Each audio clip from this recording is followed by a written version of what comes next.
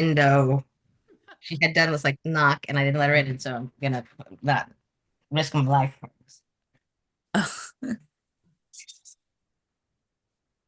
Oh, we're live now. Okay.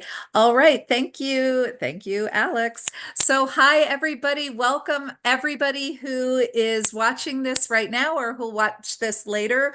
We are so pleased to be here this evening. We are the Bright National Team, and we come together every month to talk about and learn and just be together in these journeys of parenting that we are all in.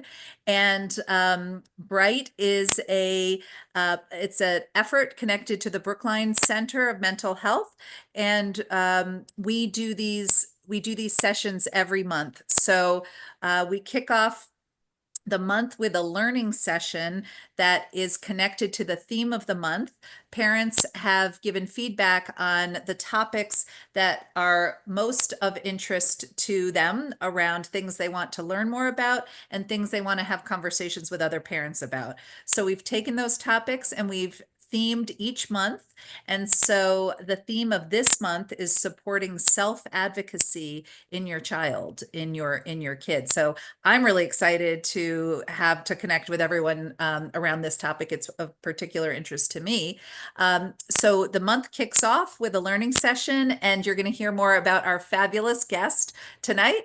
And we will learn a little bit more about this topic. The second week of the month on a Tuesday, we will have a parent conversation. So if you want to have a conversation with other parents, the second week of the month, it's for parents of elementary age kids to just have informal, relaxed conversation with each other about this topic. That happens the second week of the month. On the third week of the month, we have informal parent conversation for parents of middle or high school age kids around this theme.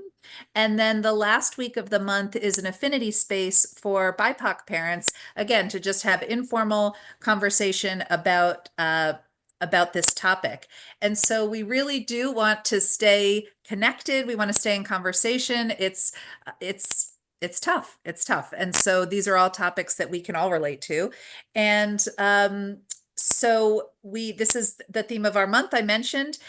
Next month is actually our learning session is going to be an affinity space on navigating systems for BIPOC parents. So that will be next month. But my name is Megan, and I'm a family engagement coordinator. I want to introduce you to, there's Victor over there. Victor is one of our family engagement coordinators, and we've got Julie Patton up there.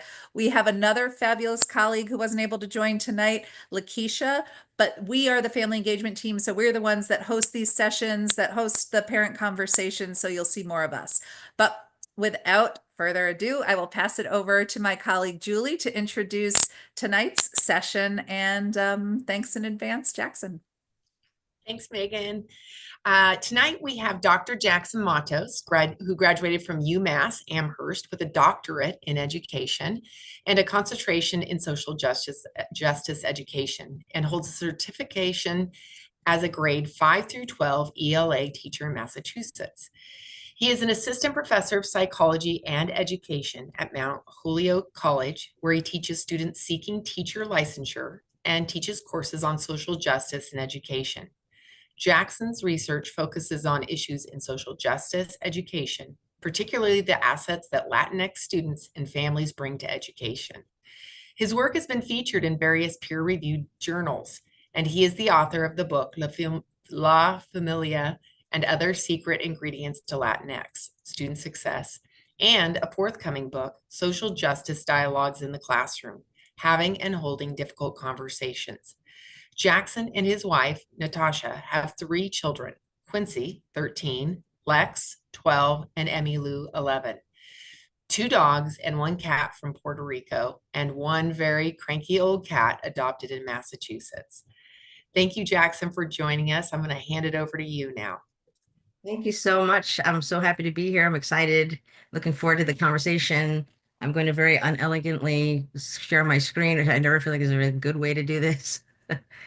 uh, First I have to, and then I feel like I know how my students feel when they try to help me with technology, when I don't get the technology right. So that's always humbling to understand what that feels like. Um, there we go, share screen. All right, so let's go. All right, so as Julie mentioned, my name is Jackson Matos. I use he, him pronouns, and I'm a teacher, and I use stories to teach. And so, um, I don't know if I'm gonna, and I didn't plan any stories. So I don't know what story is gonna come out of me tonight. You might hear stories about my mom. You might hear stories about the kids. I don't know what's gonna happen really, other than the script. So I do have a script, but sometimes I'm inspired to tell a story. So that could happen. We're in for whatever. Um, so tonight we're talking about promoting self-advocacy skills. The title is Promoting Self-Advocacy Skills in My Child. And then just to share what I have outlined for our goals for tonight is learning what self-advocacy is, and then kind of what gets in the way of self-advocacy, what are the obstacles and challenges. I hope that you all leave with strategies on how to support the young people in your lives on developing those skills and to have fun, just to be in a space to have fun and laugh at ourselves. And parenting and caregiving is a wild ride. And so having fun with that and continuing to develop the community that I know exists in this space in a non-judgmental and joyful way. So hope to have some fun tonight talking about this. So it's so funny that we are having this talk tonight because I was just working with Emmylou, who was introduced in Julie's opening on self-advocacy just last night, and I realized that if anyone on tonight's call has ever asked a young person, "What do you need?" you have already done self-advocacy work. Asking a young person, "What do you need?" is already kind of one of the first steps to do that. So if you've done that, you're really on your way. So, self-advocacy is defined as one's ability to identify one's needs, communicate those needs, and stand up for oneself. And so I will tell the story. I'll tell Emily the story about how that went last night, and kind of the steps that we both had to take because it's called self-advocacy, but it's not just on one person. So it takes several people to promote self-advocacy. So Emmy Lou was working on a math problem. She's in the sixth grade, and she was really struggling last night with getting the problem. She was stuck. It's new math, like it's new math to me. I don't know any parent who like has learned this math.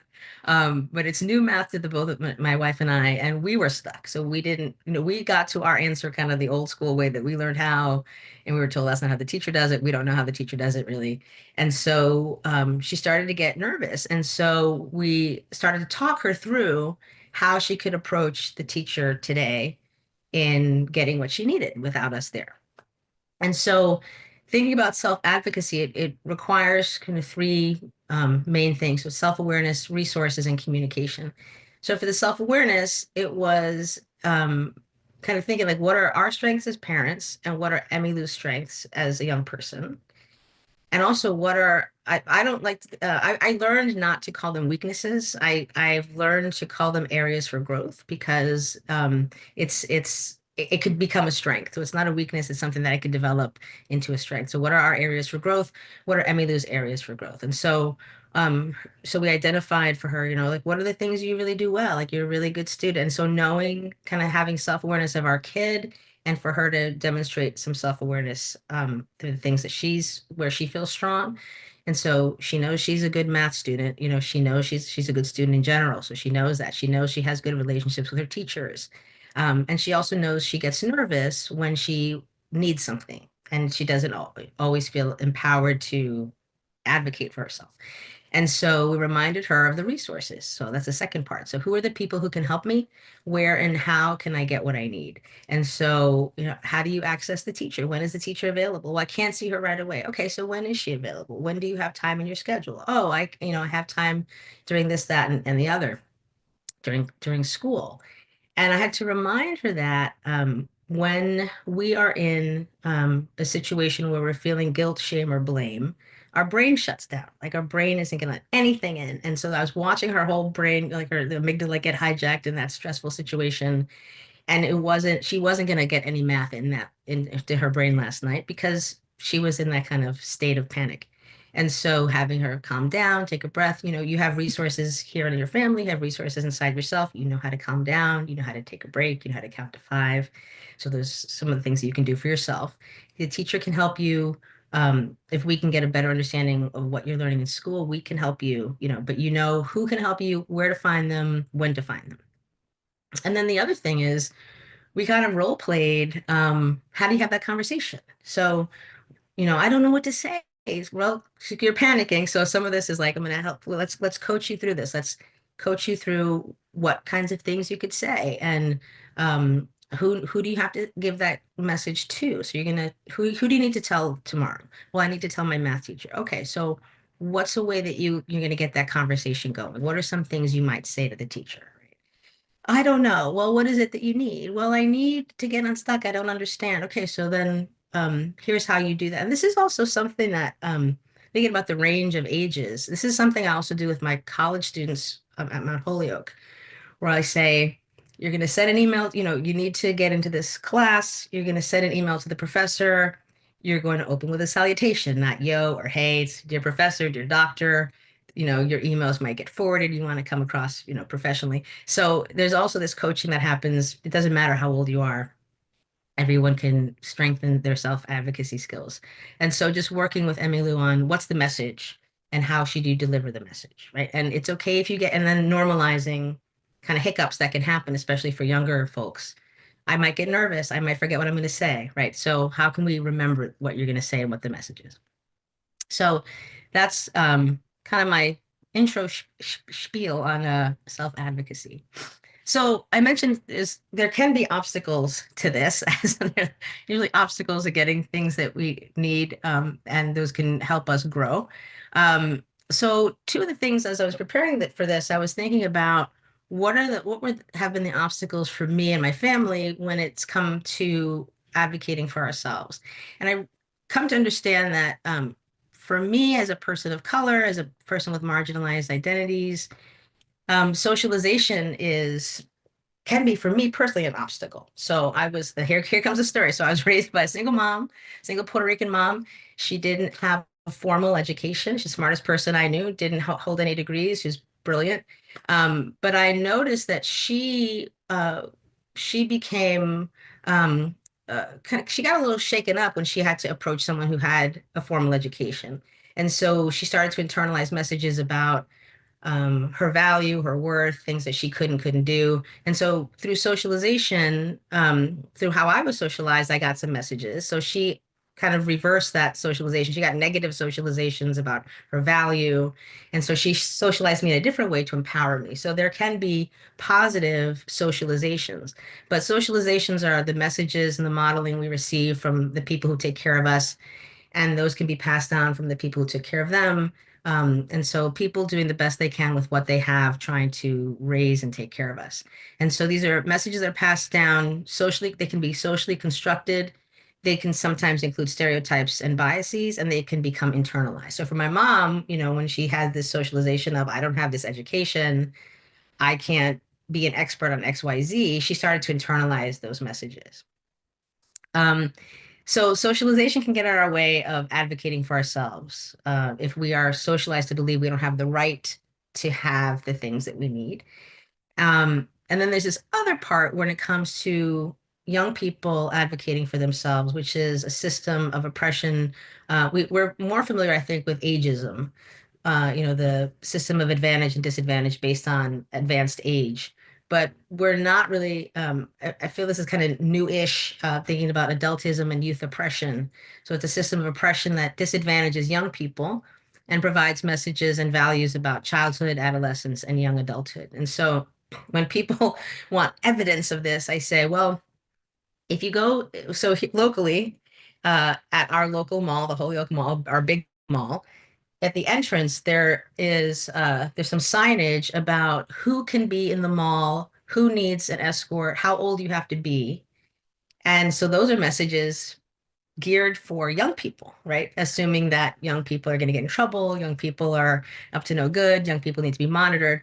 And when I teach adultism to my Mount Holyoke students, I say to them, every year, the day after Thanksgiving, there was a large shopping event that usually ends with some type of news footage of adults fighting over a toy or a TV or something, right? It's every year, and there's no signage in those shopping centers that say, "Hey, 45-year-old dad, please don't fight over that, gaming system," right? There's no signage that says that, but we gear these things toward young people. So that's an example of how we're socialized to think about what young people are kind of up to.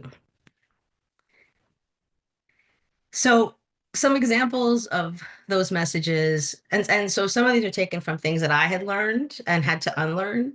Young people should be seen and not heard, right? So young people, you sit there and you are only capable to be the receivers of knowledge. You have no wisdom to impart. Your job is to sit there and learn from the folks who hold the knowledge, which are the adults. Another one, thinking about socialized messages that kind of can stunt self-advocacy. This is example like from my mom's perspective, the teacher or the administrator is an authority figure, more educated and qualified, and they shouldn't be questioned. So they're gonna do their job, and I'm gonna trust that they do their job, and their job is, the end of the line, whatever. They're the authority. Um, there's another line, young people are too young to know what they need, what they want and what they need. How do you know you're too young, right? But young people, babies know when something's up, right? Babies cry because there's a need that's not getting met. So from the very beginning, young people do know when they're uncomfortable, when they're hungry, when they're tired, when something's too much. So that's built in all of us. Young people are just troublemakers. So and that I have seen that one, this idea of you're advocating for yourself, you're just a troublemaker, happen in marginalized communities. So sometimes where the work that I do, thinking about young students of color who are calling out an injustice, being called a troublemaker when they're just really calling out an unjust system. And so these are some of the things and some of the ways that's how we're socialized and the messages we receive play out in the world. And they could play out one-on-one, and where young people can experience this at home, where young people don't always get to choose what to wear when they go to sleep, or what they eat, or their ability to travel. And then you get into those other places of institutions, like schools make the rules. So there's not a lot of place where young people have the ability to make choice and have a voice. So thinking about how that gets kind of um, presents obstacles. So promoting, how do we promote self-advocacy? And I like to say with Lex, my 13-year-old, my 12-year-old, they're 11, 12, and 13, so it gets interesting during when they each have a birthday to remember how old they all are. But I used to say to her, I want you to be a strong girl, but not with me, right? So I want to teach you how to be strong and powerful, just not with me, just do what I say. So thinking about how what I've learned about adultism gets in my way of her self-advocacy. And here at home, Lex, they all have a job. So Emmy Lou is, well, they have like a kind of a defining feature. So Emmy Lou is like our earth child. We're not sure where she came from. She'll go out into the yard and she'll put her hand out and deer will just come. And we don't know what's up, but there's something special there. Quincy's our tech guy. So we've gotten like a crash course in computer science, trying to keep up with him. And Lex is what I call our union rep. So Lex will come to us with like written demands and she'll negotiate. So I don't see that see that I've invested in some self-advocacy there. And sometimes it backfires on me in terms of what I've invested. So some things that I have found helpful here at home that I've used is thinking about, and I'd mentioned before, as a caregiver, what do I need in terms of self-awareness, and how do I have to check in with myself when I'm working on working with my kids on self-advocacy? So if they're coming to me with something they want from me, or they're coming to me with a need they have from the most immediate places, school, and we're a blended family. So sometimes that's also, and families all look different, right? So sometimes that's, at my other house with my other parent, there's this thing I want. And so there's a fine line between, kind of upsetting the peace with your former partner, and also this is a skill in communicating with the people who take care of you. So as a caregiver, having to go to a place where I have to remind myself that what this person is coming to me with is important to them. And the older I get, the easier for me it is to brush off the things that are important to them as insignificant. And then I feel like I turn into like my mother and my grandparents with like the music you listen to back in my day, as I start to go down the list. And I have to really put myself in kind of like a 11, 12, and 13-year-old space where I say, when I was that age, these are the things that were really up for me. And I remember stressing about these things and not talking to anybody about these things. So having to put myself back in there to say, yeah, this is important. And this went from creating a space where young people can come and talk to me about what it is they want comes from the beginning. So thinking about how I set that up. So an example of that would be even before Lex was born, there was a conversation of when this person comes, this person's going to come to us someday with a report of a monster under the bed. What are we going to do? Because I remember thinking back, there's no monster under the bed. You're imagining it. There's nothing there. You know, the adult has the information, the child is imagining things, right? But when you're a young person, there is a green, one-eyed, furry monster under your bed. There is no convincing otherwise.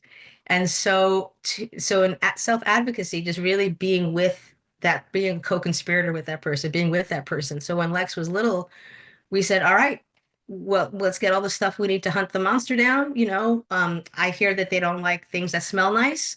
And so we created like a monster spray, and my rug got soaked with lavender spray and the monster was gone. But taking things seriously so that they can understand I'm here with you. I'm not brushing this off. This is important. We're on this together, to kind of create some, credibility there.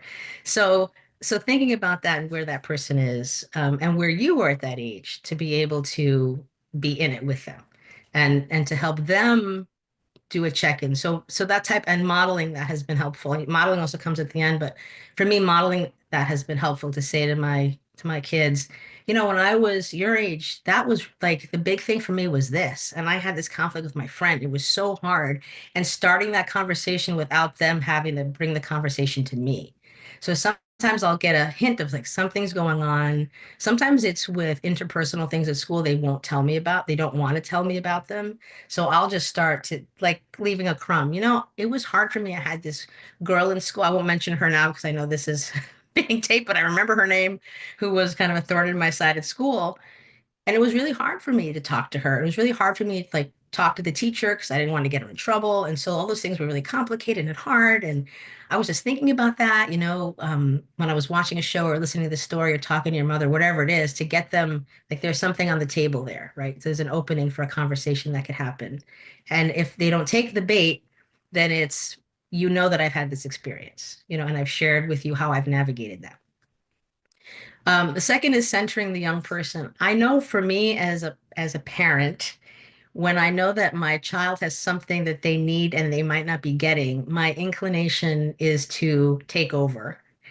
And I have to remind myself that it's really not about me, that what's happening is not about me. It's about what the person in front of me needs. And it's about teaching them how to practice and be in a space where they're going to use this skill that's going to come up over and over and over and over again.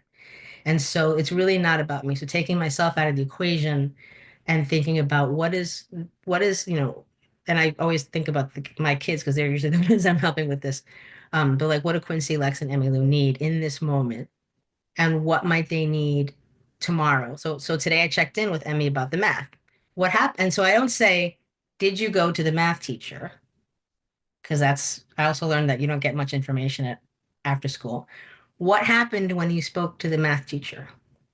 So then she knows that there's an expectation that that she had this conversation. And so she said, "Oh, this is what happened." And happy story, she got unstuck, right? But it had to be about Emmy and not about me. And so thinking of I've started to learn to think about myself as a coach, right? So a coach doesn't a coach doesn't play the football game, right? A coach is on the sidelines, a coach is encouraging, a coach doesn't take the ball and run. And because we think we know what needs to get done to win the game, we're there to support. And so that's been that modeling, as I mentioned before, kind of sharing my own story. These are the things that happened to me. Having conversations. So I sit across the table from my wife, so we usually kind of can give like hints and nods and clues on how to have this conversation, but modeling our own experiences, inviting the kids to role play. Okay, so I'll be the teacher. You be you. I'll be the teacher. Let's practice. What does it sound like? What does it feel like to say these things to your teacher, and practicing that. And so as we did last night, what are you going to say? How are you going to say it? Because packaging that message is also important.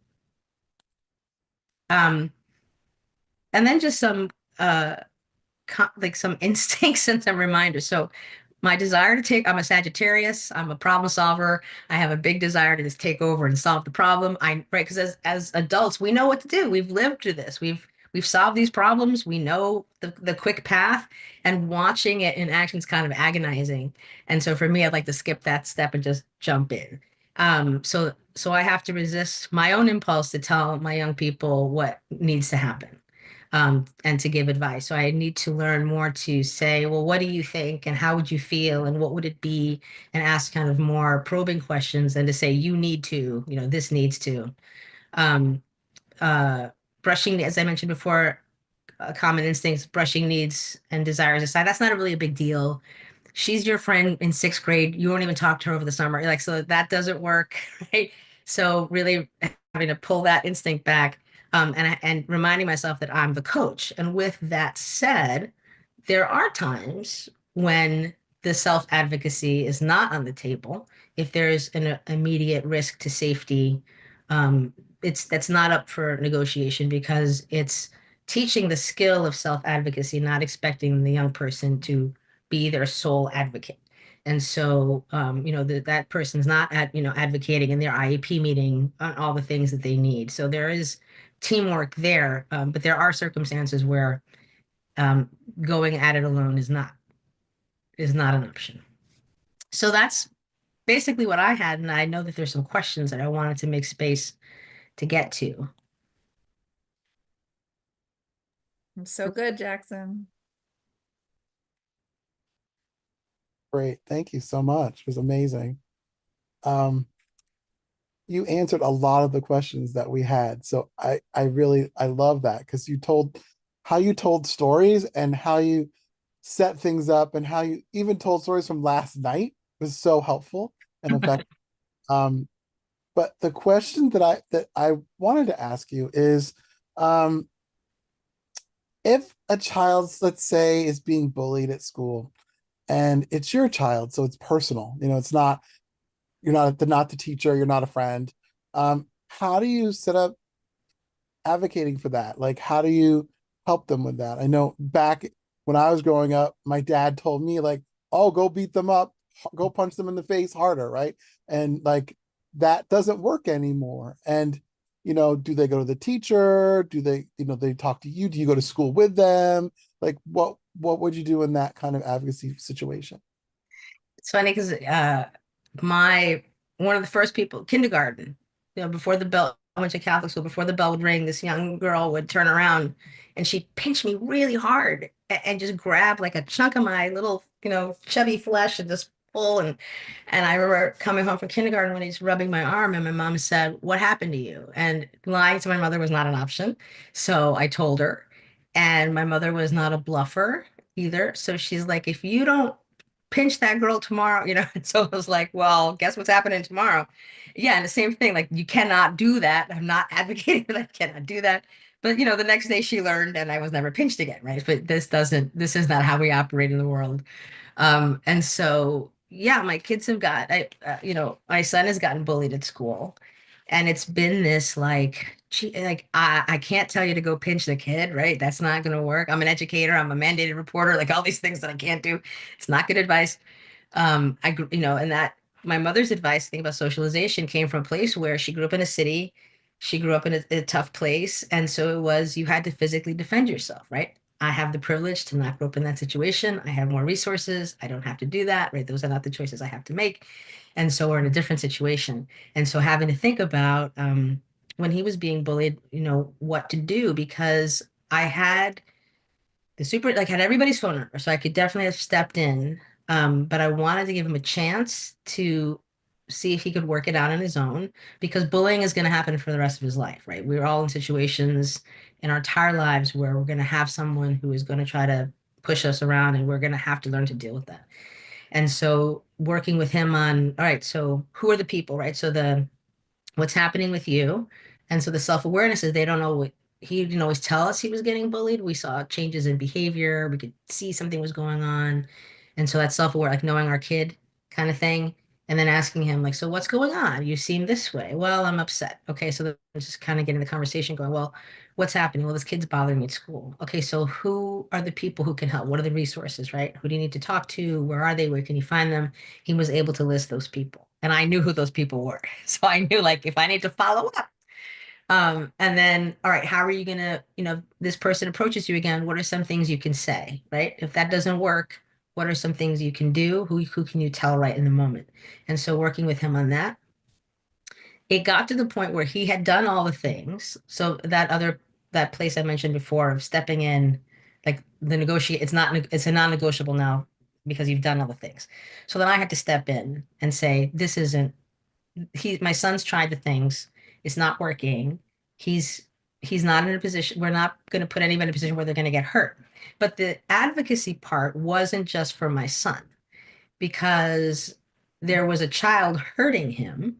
So as parents, we had a conversation of this kid, if you're doing okay and you're in a good space, you're not hurting other people. So we want to make sure that this child is getting what he needs, to the support that he needs to not do this, because and we might remove Quincy from the equation, but then he'll find someone else. We don't want him to do that. So how can we advocate with the school for this child as well? So when they started talking punishment, we started talking, what about like restorative justice, or what are the other things that we could do so that there could be an educational thing while keeping Quincy safe. So it was kind of a multi-advocacy part, because I think that parents can sometimes, I want this child, I want them in my space, and I'm going to tell them, and that's not useful, right? And so the bullying is hard because it also feels very scary to uh the kids use words like rat them out, like, it's very like carceral language that they're using, and it's delicate, but having to teach them, this is how you advocate for yourself in this situation. And if it gets to a point, I will have to come in, and not because you're doing something wrong, but because what we're trying isn't working, and so we might have to go to the next level. So giving them the chance to do it on their own first.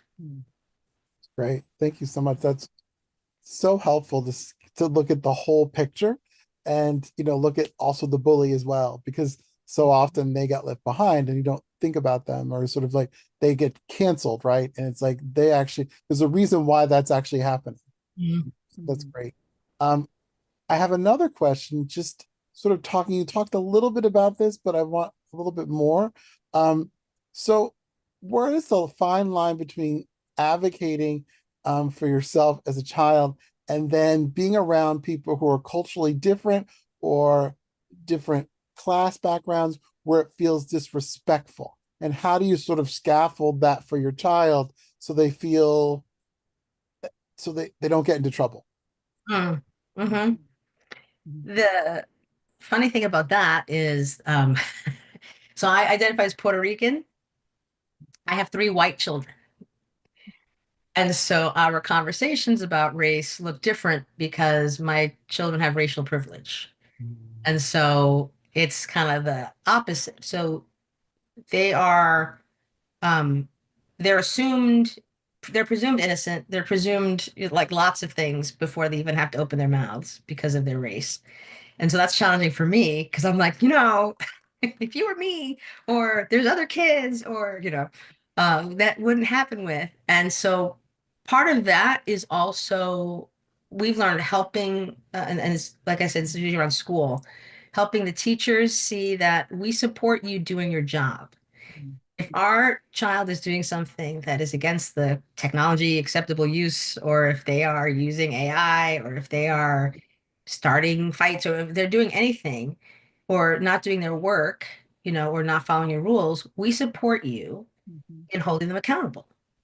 And so that's the other thing is, in self-advocacy, you might not always get what you want, and you might not get what you deserve because you might not deserve the thing you're advocating for. And so, and so you think that sometimes, like, no, you actually don't deserve that grade. So you're not going to advocate for that because you didn't earn the grade. Mhm. But communicating with the teacher on, you know, please know that we support you in whatever consequence is appropriate, and we have that conversation with our kids too on we're not going to abandon you. Like, thinking about coaching, like the coach doesn't leave the field. The team's losing, so the coach is like in the locker room. We're still here on the field with you, and we'll be with you, but you're going to take whatever consequence, and we'll be with you during that, but you're going to take the consequence. And so some of that's communication too with folks who might, with my children particularly, receive them in a different way because of their race. Mhm. But I have had to work with students of color. It's at on the college level of here's how you want to relay this message, and here's why. And I talk to them about, they're no stranger to like you're being treated differently because of your race. But here's how you need to play this game right now until you're in a position where you can change the rules of the game. But for Mhm. right now, here's what we and then like a debrief, like a practicing. So like on the college level, we do a practice, same thing, like let's do a role play. What would this look like? What are the resources? And then we do like a debrief, like with my kids. How did that go? What was that like? What did you need? How can I help? Kind of thing. Mhm. Great. I love that the role playing, and I love the reminder of practicing because when you're in the situation, you're so scared, you're so nervous. If you don't practice how to do this at home with your parent, you're not going to be able to do it out in the world. And that's also as adults, we need to practice situations that are difficult or hard. So I love that. It's great. Can I ask there's something you said earlier, Jackson, that I would love to hear your thoughts or yours, Victor and Julie as well. But the thing about like, the practicing, the prep, like, supporting our kids to be ready to advocate for that thing, whether it's, a justice issue or a grade issue, whatever the thing is. And then you have a kid who might be anxious about that, and it takes a lot to get them ready to do that. And then it doesn't work out in the way that they had hoped or we had hoped. Or um, I'm curious if you or anyone or you, Victor and Julie as well, if if you'd like, what is that experience, right? When you like you invest so much on getting your kid ready to do it, supporting your kid, and then the impact of someone who may lean towards the anxious or lean towards um the fearful around that, and then it doesn't work, like how to, again, your coaching metaphor, what are the messages, what does the support look like and that point, so that they're not like, oh, see, advocating doesn't work, I'm never going to do it again. Right, right, right. Yeah, and sometimes it's um with the kids I use history, so I'll say, we're getting next to near Martin Luther King Jr. Day, and I say, you know, he advocated for a lot of things. They didn't always work out, but he didn't stop advocating. He kept doing it. And what I say with a metaphor that I use with my college students when they are afraid to talk about things like race. I'll ask them, like, how many of you ever burned your hand while cooking? Like, raise your hand, and all the hands go up and say, how many of you ever stopped cooking and eating because you burned your hand that time? And they're like, what? It's like, well, you learn to approach the flame in a different way. You don't stop cooking. You Right. just, this didn't work last time. So in that kind of Yeah. that debrief self-reflection piece is okay, so what didn't work? Like what didn't go well? Like, well, I forgot what I was going to say. All right, you forgot you're going to say that makes you nervous. What can we do next time? Well, I could write it down. I could write down what I'm going to say. Okay, so let's try that. Right. So the teacher didn't have time to want to listen to me. Okay, so when did you talk to the teacher? What, right before the bell rang? Okay, well, that's when the teacher's really busy. So like, what can you do next time? And so kind of the replay of I don't know why I'm on football metaphors tonight, but It's working. the replay of kind of what didn't go well. And sometimes that's if I know that my kid's super, super anxious about it, I might send a note to the teacher and say, I'm not going to go into the details of this, but one of the children will be seeking you out about something they're nervous about. And also reminding the teacher of their importance in that, to say, they're reaching out to you because they feel a connection to you and because they admire you, and they're nervous because they respect you so much, and they talk about you all the time, and they're worried about what you're going to think. And so then that preps the teacher for, I need to really pay attention. This is someone who because as teachers, we don't always hear, it's like parent teacher night. Like they're talking about you all the time. Like, really? Because I'm checking your kid for a pulse sometimes, and they're talking about me. And so it's like a surprise that you're coming home with this. But like, just kind of like letting the teacher know you're a part of this team, and one of the teammates are coming your way. So here's the a really, just scaled down version of what you need to know, because I'm not going to take their thunder on how they're going to do this. Yeah, but it doesn't always work out. Yeah, that's great. That's great. And that kind of connects to a follow-up question, but Julie, I see you might have a question But too. So. yeah, I'm just, I'm curious because I'm a high school teacher and I work with kids that really struggle to advocate for themselves. And they're definitely marginalized kids, but how would it look different at the high school level when you have a kid that really does not have the skills? I really love your steps that you have in here, but any suggestions or guidance for parents around, dealing with a high school kid that is just really struggling to advocate? Mhm. Would you go about that differently? Is it the same process? Well, sometimes I have to do in-class things. So like, what are the in-class ways we could practice that? Like tell me what you need, Sometimes I can negotiate with students. Okay, like I know that this assignment's late. What do you need? Like how much more time do you need? Like if that's an example of something they could do, like tell me what you need. And then if that's something, so small wins, like what can I give you in a small win to show, look, you asked what you need, you got it. Like you practiced that, you did it, right? And like Mhm. what I started with tonight, if you've ever asked your kid or young person, what do you need? You've done self-advocacy, you started that step. So showing young people like it's that easy just to ask for what you need, right? And so how can you do that in the classroom with little things, and then scaffold that with like, all right, you did this. I've noticed that you're really speaking up for yourself. And not only that, you're speaking up for other people. And how can you use that on the next level for something else that you need? All right, you did that. How can so just kind of building them up that way. But it's hard if you're socialized to understand you don't deserve to ask for what you need. Right. Right.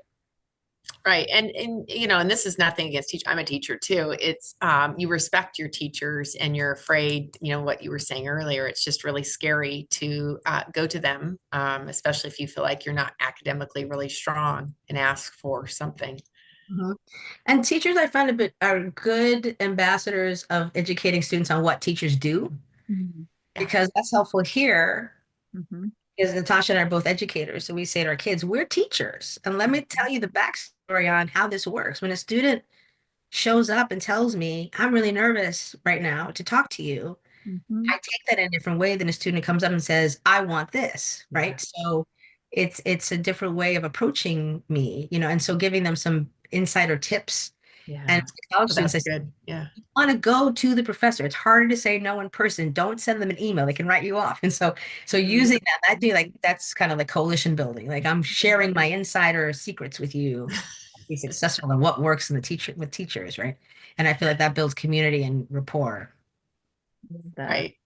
Yeah, it makes me think of like Julie, your question about high school, whether a young person after high school is getting a job or going to Right. college or something like that. There can be all kinds of supports and resources there, but if they haven't, you know, it's about accessing, knocking on those doors, right? And so Mhm. it's sort of like, yeah, how do we best all these great tips around supporting now so that when kids are, whether it's going to HR or going to the, academic support center at college or whatever it is. Yeah. Right.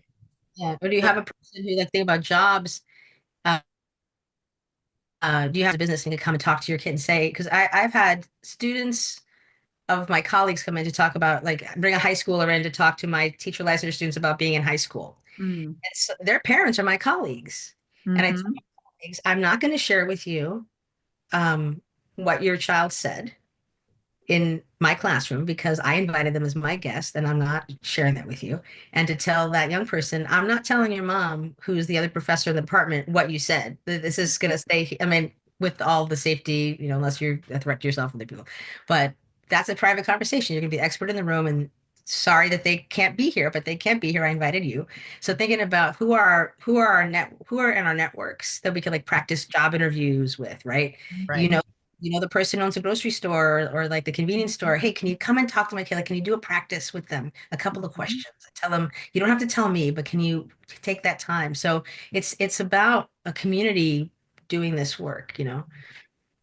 I love that. Absolutely. Thank you. The other thing that you touched on before that I think is just true and so hard, I know for me, I wonder if for others, all that advice around, you're the coach, you're not running with the ball down how hard it is, and I will speak for myself, to not do the jump in. And I find it incredibly hard, actually. Um, and so trying to think of the ways that we as parents can practice the not jumping in. And it's, that when, especially if you see the need is so clear in your child, you see the resource that's like the easy resource, all you do, you knock on that door, you get this done, and they can't or won't in this moment, and like how not to pick up, the phone if it's something, it's sort of like the natural consequence thing. But I don't know, I think about what are the mantras we can use as parents to remember or to practice not fixing and jumping in because of what that what that can inadvertently contribute to with your kid. If you're constantly doing that, then your kid's not learning this, building this muscle and learning these things. But I find Well, this and tremendously hard. yeah, sorry. And the other thing that Jackson, you made me think about is when the difference between, being advocating and then you have the kid that's really super anxious and doesn't know how to advocate, and the kid that is, I mean, maybe aggressively assertive is the nice way of saying it. I don't know, where, and you had brought that up, where the kid's like, I need this, and how do we help kids see that fine line of a difference between advocacy versus maybe being bossy? And I get both of those. Like, so Megan, you're talking about, you're not jumping, thinking about, I'm a licensed English teacher, right? Helping them with their ELA homework is the hardest thing because Google Oh, Docs will write, there'll be a red squiggly line under the error. And it's everything to wrestle my tongue to the ground to be like, have you proofread? Like read, like, are you sure there's nothing wrong? Because inside I'm like, I have my red pens and pencils and like my right here. So it's really hard not to do that. But like, okay, well, and homework is one of those things that's really so I tried practice with homework and that kind of self-awareness. So if I notice like, okay, I really want to jump in, I really want to give this answer, I know what the right answer is. There's a rubric. Just saying, okay, so here's the rubric, explaining like here's the rubric, and I say the rubric isn't just a list of things to do. The rubric protects you. So if you feel like you've met the requirements of the rubric, you can go to the teacher with the rubric and say, hey, you took off 5 points, but I feel like I did this thing. And so that's what your receipt for what you did, right? So it's really hard to do that. And then my union rep is not a stranger to texting me at like 7 o'clock in the morning on a weekend when she's with her mother to say, I need my Chromebook charger. That's the text I get, right? So then I write back with, I'm fine. Good morning. Great. I had breakfast, walked the dogs, having a good morning. Wonder how you're doing, right? And then I'll get it's not full sentences, it's more like letters. It's like MB, my bad. Right? And then, so it's like a modeling of, say hello, and so having to kind of break it down for my kids in a way of like you're asking a human being for something.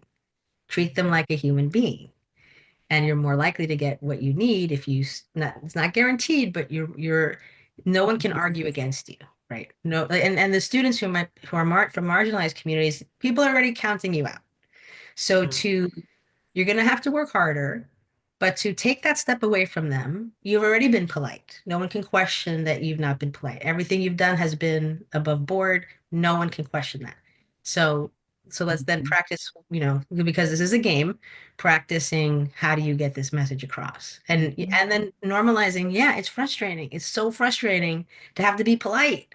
it's so frustrating to not get what you need. It's so frustrating to have to go through all these steps. Mm. And sometimes with modeling that, so we'll talk openly about work and things that are frustrating, or I'll say, I have to call the RMV again, and I'm frustrated. I have to ask for this thing. And so I'll get on so the kids can hear me on the phone. They can hear me advocating. They can hear me say, well, and the cable company is the best one. Like, I've called on this date, this date, this date, I have my notes. I need to speak to a supervisor, if you don't mind, and so just showing them like these are the steps. And you can watch me get frustrated. You can watch me take a deep breath, and you could watch me say, I'm not going to make that phone call right now because I'm really frustrated and I'm not in the space to do that. And I'm not going to get my message across and get what I need. And so some of that intentional modeling, it's like they're watching, they're always watching. Yeah. Somehow they can always hear when I don't want them to hear. So, they're like like Quincy right now, he's on his screen, but he's a bat. Like I can say something when he probably can't right now. So thinking about how to not but kind of like perform that. Yeah. Have an audience. So I've got this audience, so I've got to make this Yeah. phone call. What's something I could do during this phone call? Yeah. It's like a think aloud to, yeah, Yeah. it's helpful. When it comes to obstacles, like with kids for speaking up for themselves, is there different ways to help kids that get pushback at different ages? We talked a little bit about like, but we I don't think we talked about like the pushback, like for like a sixth grader or a third grader or like a high school, like if they're getting, is it different or is it pretty much the same? You just kind of help them or fill them back up. I think the difference is look when I'm looking at my kids, and I think I'm look at myself, I see myself as the same person, but I forget that um for them, they don't realize they're aging. Mhm. So when you were 4 and you asked for something, you got it because you were cute. You still think you're cute. You still think you're 4. And you go and ask for this thing. Um, your brain has changed, your body has changed. You're not the same, you're a changing person, right? You're an evolving person. And so I think the pushback gets different. Like sometimes I get so much attitude that it's not self-advocacy anymore. It just feels like Mhm. abuse. It's Mhm. like, why are you doing this to me? Mhm. Or my wife and I like cradle each other on the couch, like we're good people. Like we're good people. This teen, I mean, 11, 12, and 13, sometimes it's like, all right, they give me the thing. And I'm like, I have to take a minute. And because I remember raised by a Puerto Rican mom with she had a different response to that sort of thing. And so I'd have to say, all right, well, if you want that thing, you're gonna have to try that again. Mhm. Oh, I'm sorry. I didn't realize it came across as rude. Yeah, it was really rude. So let's try it again because you're not going to get what you want that way. And Mhm. so it does change, I think. Mhm. There's some days when I'm like, I have had both, like, there's 3 of you, and all of you are in the moon and the waves and the tide, and I can't do another one of these. So sometimes we're at capacity, and also like letting them know that sometimes people are at capacity and you might need to try it again in a different way. Yeah. It might not be you. It might be there's a person who might have had this request this many times and they've had it that day. So do some reflection and let's work together on how to do it differently tomorrow. But sometimes it's not about you. Yeah. Mhm. Yeah. Yeah, that's great. So helpful. It makes me think of like, your question, Victor. It makes me think of like, and I honestly have a hard time remembering this for myself, but like when your child is very, very young, like what are like simple ways or exercises or simple invitations for your youngest to practice this? Because I think, again, when I think of, young, it's so easy to take over and just do the thing, but like it might take 10 times as long to have your 4-year-old practice something or your 5-year-old. Um, but again, like that muscle building, I don't know if any of you have had examples of what are some simple things if anyone's watching that has a young kid that's planting the seed around self-advocacy or help seeking in a way. Mhm.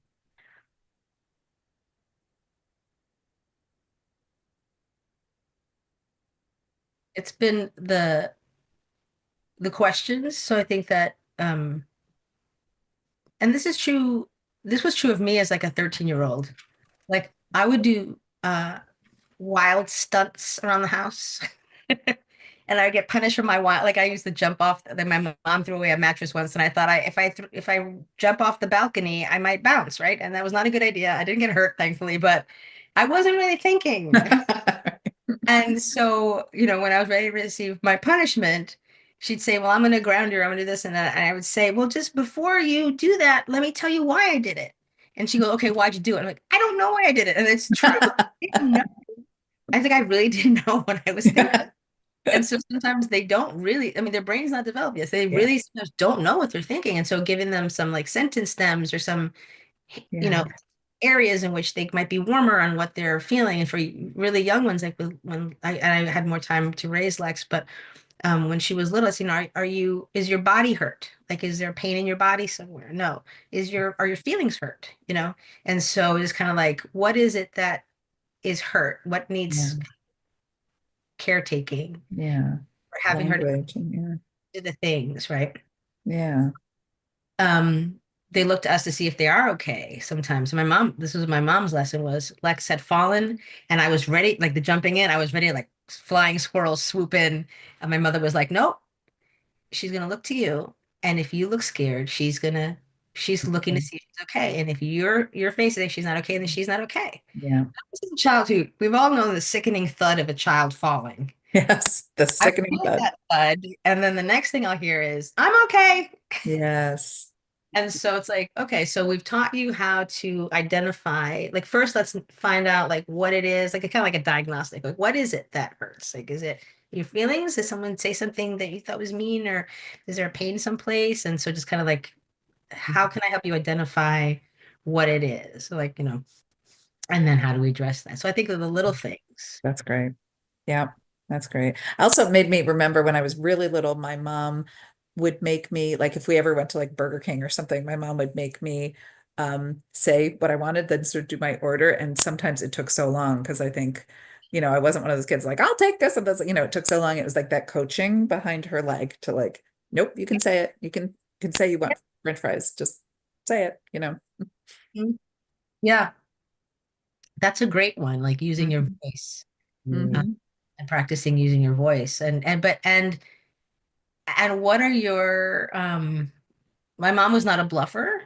So if she said, you're going to order for yourself, and if you don't, you're just not going to get what you want. And I'm not going to say it for you.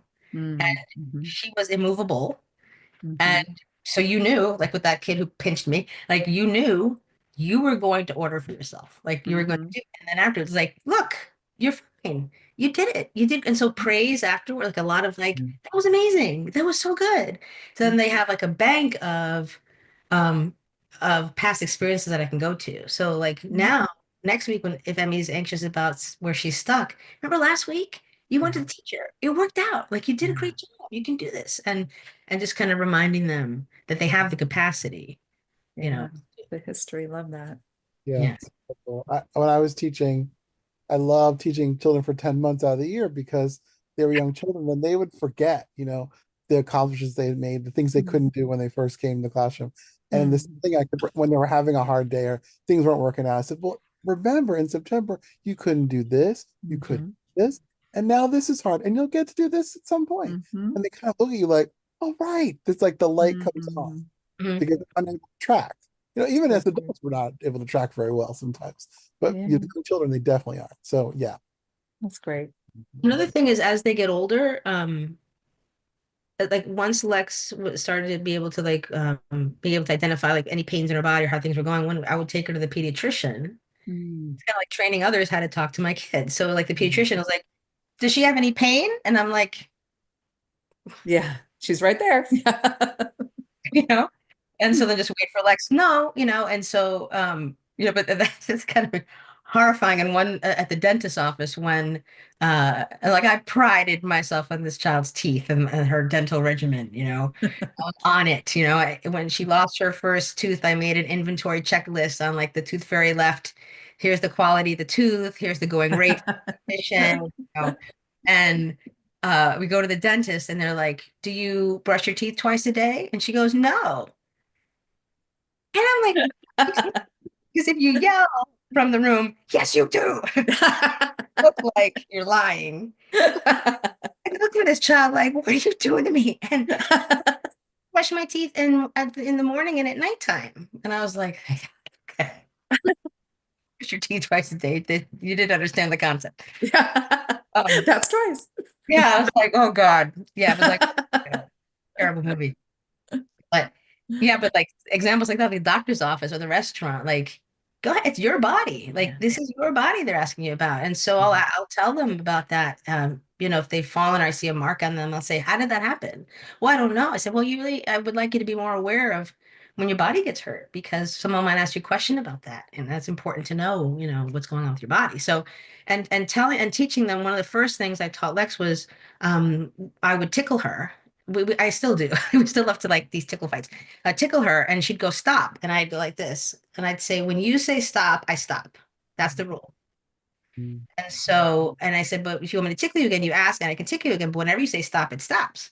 And so, okay, tickle me again. So I tickle you. Stop, stop. Okay, stop. And then it's like, who's the boss of your body? I'm the boss of my body. Yeah. And if you say stop, what happens? You stop. Exactly. Right. Um, self-advocating for, I grew up with, don't forget to say hi. We're going to Abuela's house. Say hi to Abuela. Say hi to Theo. Say hi to Titi. Give them kiss. Hello. I didn't want to kiss these people.